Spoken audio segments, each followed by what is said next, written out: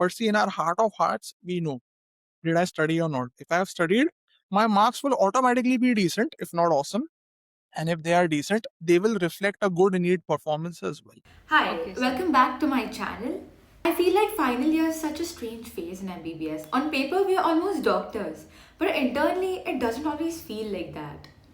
There's prof pressure, there's viva anxiety, there's this constant background noise of NEET-PG, and somewhere in between clinical postings and MCQs, you're just sitting there thinking, am I actually good enough? If I'm not topping profs, does that mean I'm already behind? Everyone else seems so sorted. Why do I feel confused? And nobody really talks about this honestly. We keep hearing study hard, focus on concepts, solve more questions, but no one explains how to think during final year. What actually matters? Mark, clinical confidence, PG rank, or all of it? I've generally had moments where I have thought, if I'm average in university exams, can I still crack a good PG rank? Am I learning medicine properly or just, preparing to pass? And I'm sure I'm not the only one. So today's conversation is gonna be very real. I'm joined by Dr. Amrit Nasta, who is a surgeon and educator, someone who has seen thousands of students at every level. People who scored distinctions, people who felt average, people who transformed completely during internship. We're going to talk about things we usually overthink alone, like, do prof marks matter? And do they correlate with NEET PG performance? What should a final year student truly focus on? How should we use internship instead of just surviving it? And what actually differentiates someone who grows into a safe doctor versus someone who just clears exams? If you're in final year right now and even slightly stressed or doubting yourself, this episode is for you. This isn't any motivational drama, it is clarity, it is perspective. So let's get into it. So, thank you so much for being here today. I have personally learned a lot from your teaching. So, having this conversation means a lot to me, and I know it will help so many students watching. So, I'll jump straight to the first question. Go I for it. have, yes, I have to start with this because it's so real. Final year suddenly has like 11 subjects, and from day one, it feels so overwhelming. Everyone's talking about profs, NEET, case presentations. It's a lot. How are we actually supposed to approach this phase without panicking? And how do we not become those people who lose it in the 3 months before your exams? So, if you ask me honestly, even when there weren't so many subjects in final year, like 2 years back, when there were only four subjects, I would still be scared for the students. So, now with the added burden of more subjects, I am more scared than you are. But let me tell you, all of you are in the same boat and it is doable. Some things you need to keep in your mind. First is, if you are right now in third minor or you just entered final year, biggest advice is to get started early. Don't let go of the time at hand thinking बाद में देख लेंगे. Because yes, it will get overwhelming in the end. So get started early. If you are in third minor, get some of the major subjects out of the way. If you're in final year, it's not too late. Just start and keep rolling. Have a little bit of a schedule that okay, these are my clinical postings and these are the subjects that I need to study in sync with my postings. That's one way to get started. So, which subjects do you think we should start in third minor itself, like medicine? At least one big and two small subjects. So Okay. either it should be surgery, ENT, opthal because they are kind of similar, Hmm. or maybe medicine and OBG. So some burden from final year should be done in third minor if you get the chance. So, please be honest now. What are we doing wrong? Like, what are the most common mistakes you see final year students make again and again? So I interact with a lot of final year students and not just final year. I even teach a lot of NEET-PG students who have cleared final year. So I Hmm. know what their status is. Some of the most common mistakes that they make is one, they try to cover subjects completely. Trust me, subjects like surgery, medicine, OBG, they are too vast. They are not like anatomy and pharma where you can cover it in entirety. So first your focus has to be there that okay, in these subjects, these are the IMP topics. And you'll realize if you just focus on those topics first, then it becomes a lot more doable. Now, what is IMP? How much can I do? That depends on your appetite. If you are someone who wants to get a top five in your college, then you need to do a little bit more. Then your IMP list is not just IMP, even lesser important things can be done. So first is identify what topics need to be covered in each subject. and then get started. You will see even standard textbooks, they try to show you everything, but Hmm. we don't need everything. See, I've been doing surgery for the last 15 years, and I can tell you I don't know everything. I've been teaching for over 10 years, but still there are things I have to open the book and see. So, how can you study so many subjects completely? It is unrealistic. So, for that is the first thing. Get the focus in place. Second, which I see students, absolutely make a mess of, is case presentation. And the simple reason is their mentality is, I just want to pass. Passing has become difficult, because earlier examiners, yes, what they were lenient, but now you are giving them too much margin to screw you in the exam, right? Because there are so many subjects, and if you make a mistake in basic things in case presentation, then they can be a little ruthless. So to compensate for that, you need to spend a little bit of time in case presentation with anybody. It can be a professor, it can be a lecturer, or even a resident, so that you get a little bit of confidence. So little patient seeing and case presentation has to be done. So then, should we not read the standard textbooks? You should read standard textbooks, but only the topics which are of use to you. I am never going to say don't read standard books, because that is a crime. But Hmm.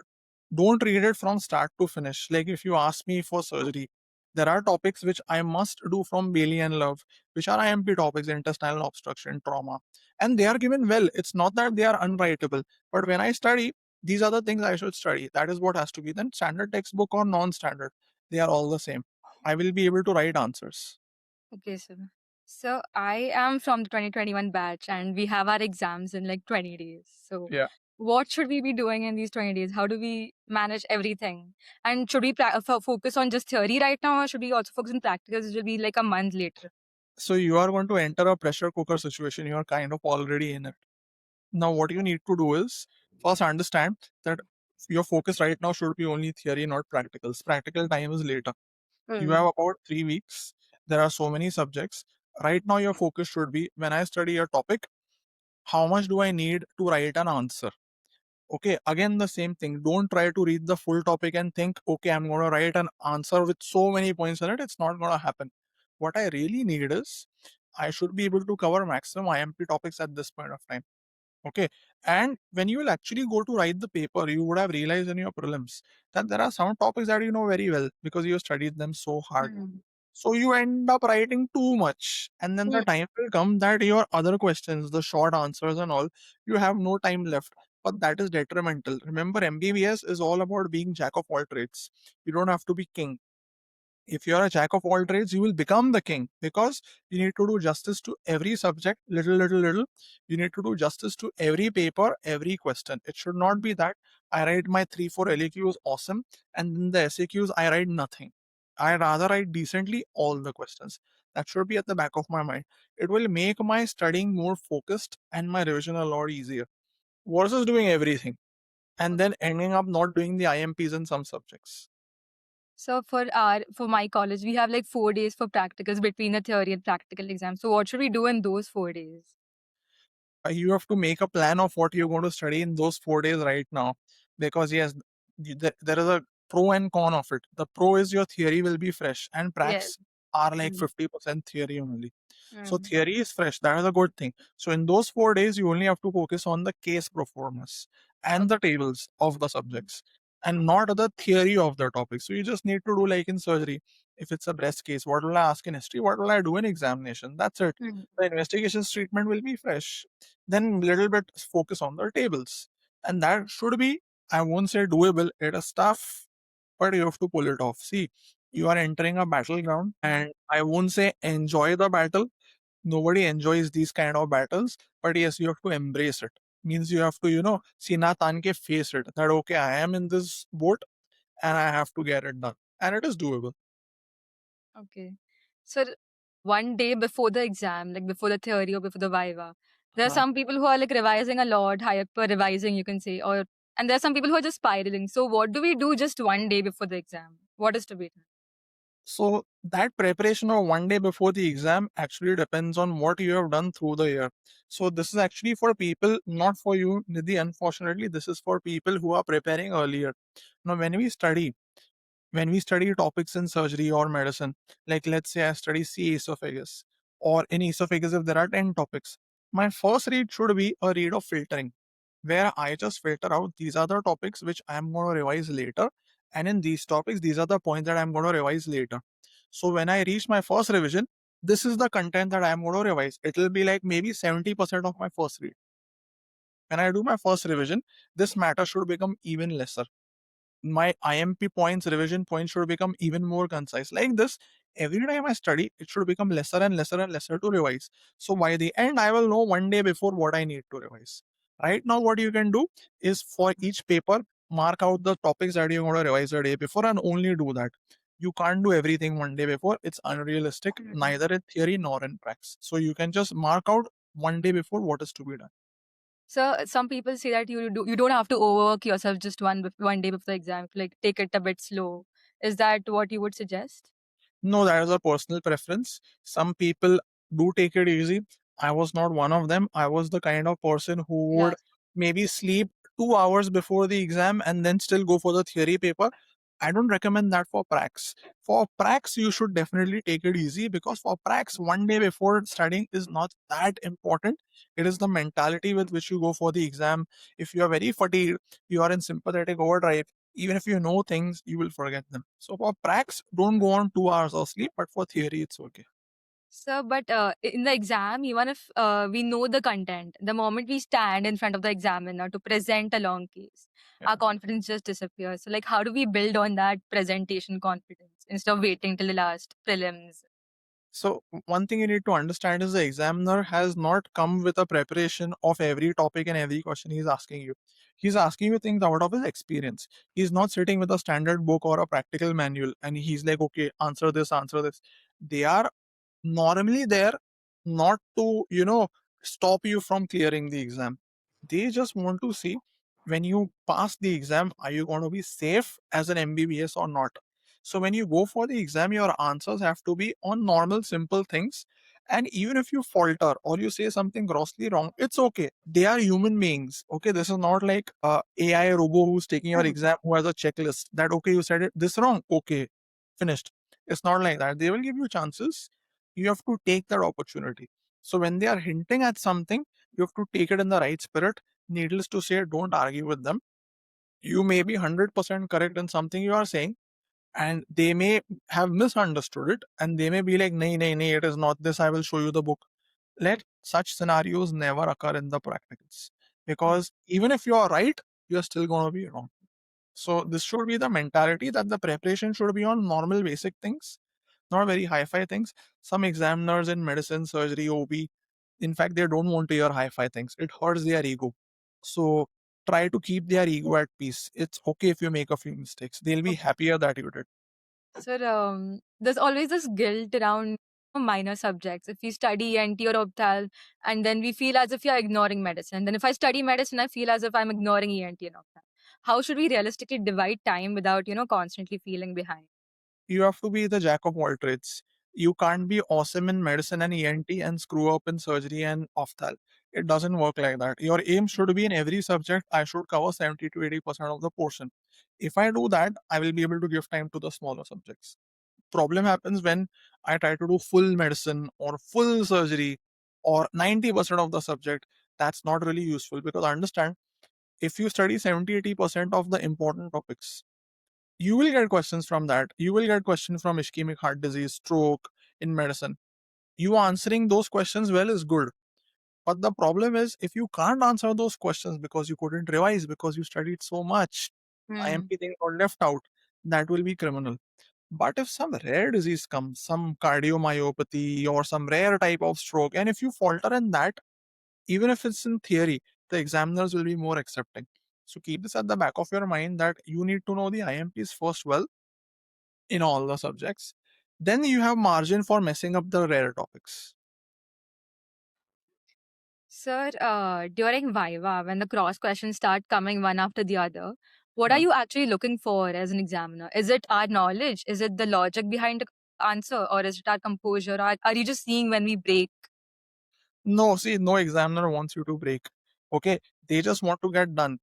They have to take 25, 30 students vivas every day for 3, 4 days. They are frustrated. And we have to accept that because it's hot. Usually your exams are in summer.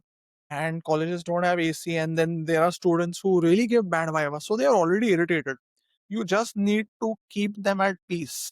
Give them basic questions, answers, keep them at peace. They don't want you to break, and don't argue with them. If you can get this done, you are sorted. You don't have to show off your knowledge. It's not an exam of knowledge, it's an exam of basic knowledge and basic understanding. Sir, is rote learning more important or is understanding concepts more important? Because understanding concepts takes so much time. So how do we do that for all the subjects in just a couple of months? I wouldn't say couple of months. You're actually doing it for a couple of years. So if you are started early, you have the time to learn the concepts. You have to understand.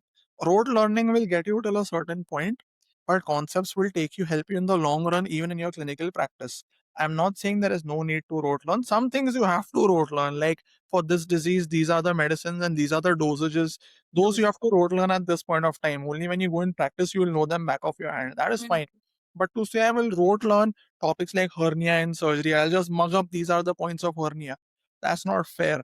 And I don't think we can degrade our subjects or our education to that point where rote learning gets us as a final MBBS. See, we are becoming an MBBS doctor. Patients will trust us.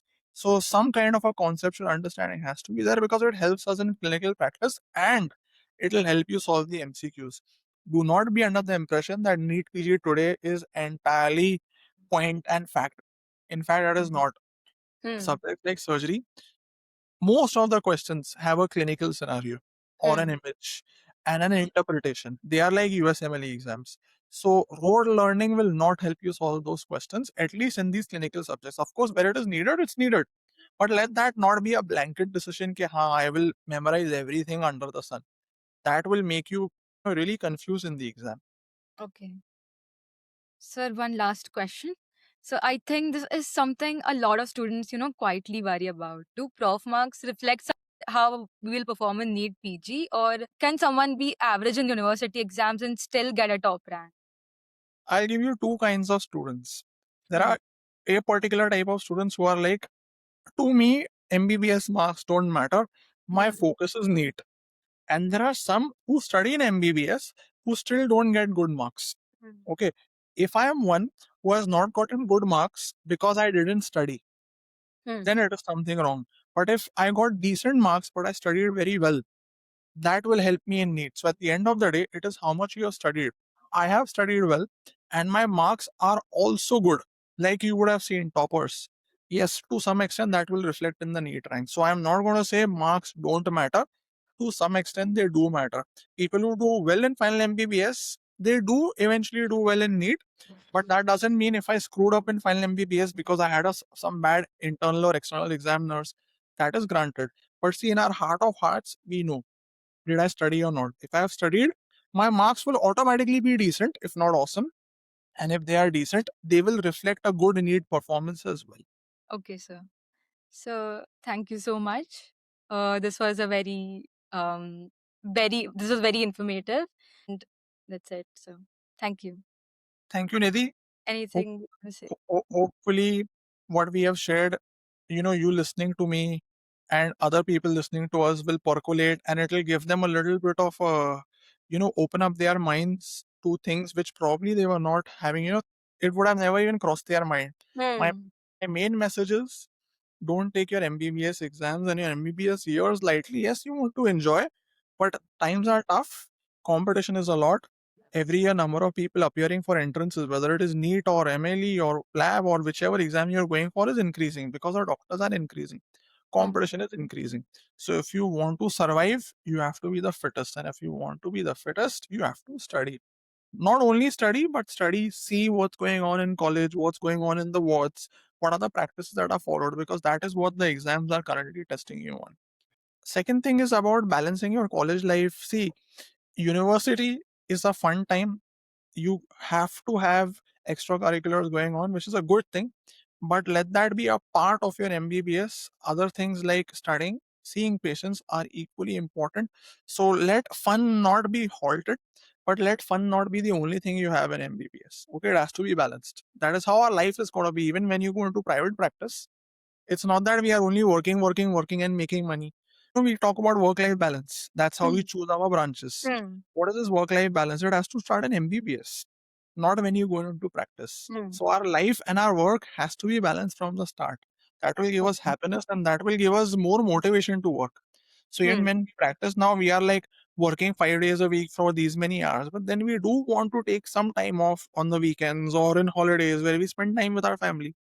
That has to be done even in MBBS. Wow, that was such a solid session. Amrit sir spoke specifically about final year, how to approach it smartly, how not to panic, and what actually matters and what doesn't. It was so practical and honestly very reassuring. I feel like this is the kind of guidance we all needed at this stage, at this point. And I'm already thinking once we become interns, like my batch, 2020 batch, we are definitely calling him again. Because internship prep is a whole different ball game. And I know he'll break that down just as clearly. So yes, this is not the last time you're seeing him with us. More coming when we level up to interns. Till then, goodbye and all the best.